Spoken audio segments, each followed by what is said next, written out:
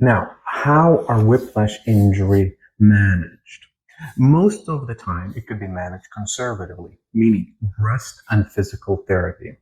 So if the injury happened just a few days, if the patient comes in just a few days after the injury to see me, the first thing I will tell them is to just rest and recover.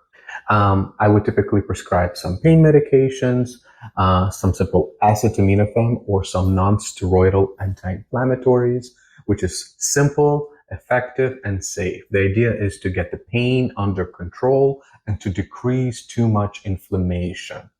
In some cases, I would prescribe muscle relaxants, which is a class of medication that's effective to relieve spasms. It's very common for the muscles around the injury to overreact or over tighten, causing a very severe spasm that sometimes even causes more pain than the injury itself. And so this is a very safe, classic class of medication that is very, very effective. Once the patient is out of this acute phase of pain and they come back for a follow-up visit, then I would tell them, okay, let's try some physical therapy as the next option. This is very effective and very important to improve mobility, flexibility, and the strength of the muscles around the neck. It's extremely important because if you don't do this, then relatively quickly, the muscles actually begin to atrophy or lose strength, and you begin to lose the range of motion. Now, if a patient comes back for a visit and they are not improving, then I begin to start thinking, well, what is there? Is there something that I am missing? And at this point, I start to thinking, maybe let's get an MRI. Let's start to rule out, is there a large herniation or any compression on the spinal cord? So this would be a right time to get an MRI, or even earlier at this point. Maybe on the first visit, I would have gotten an MRI. If the MRI is normal, then I would start thinking about injections. The first type of an injections that I would typically do is a trigger point injection. And this is a very simple injection of lidocaine, which is a numbing medication into the muscle. The idea is very simple. The patient is not healing correctly after the injury, not healing quickly enough. And so you begin to form scar tissue in the muscle. And as a result of that, you begin to form little knots in the muscles right over here. It's also a very common thing that you do from sitting in the office for too long, sitting behind the computer for too long. We tend to form little knots, especially in this trapezius muscle over here.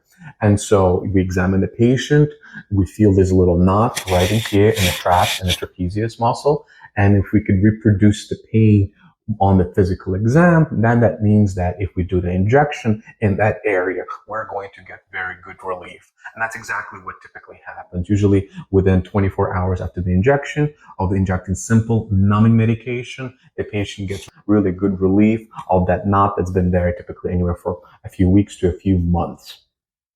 Now, if we did the trigger point injection, if we did physical therapy, and the patient is still not improving, then we start thinking deeper.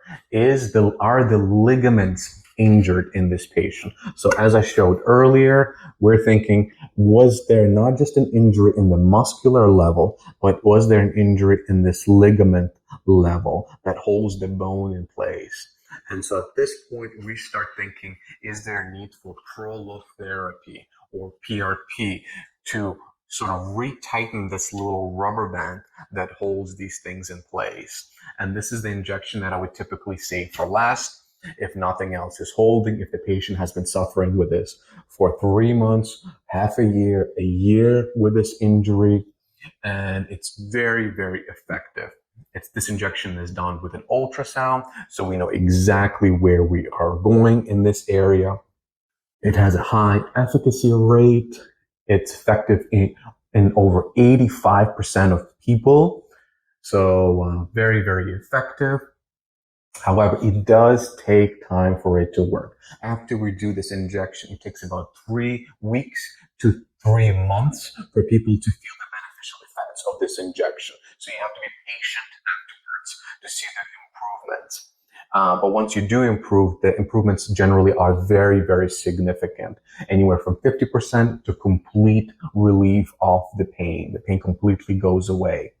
Now, unlike a steroid where you do the injection and generally the injection works quickly, however, the relief does not generally last at all. For this reason, it's one of my favorite injections to do because it's life-changing for many patients, especially those who have been suffering with the effects of a whiplash injury for a very, very long time. So please like this video, subscribe, and I hope it was educational. A nice one.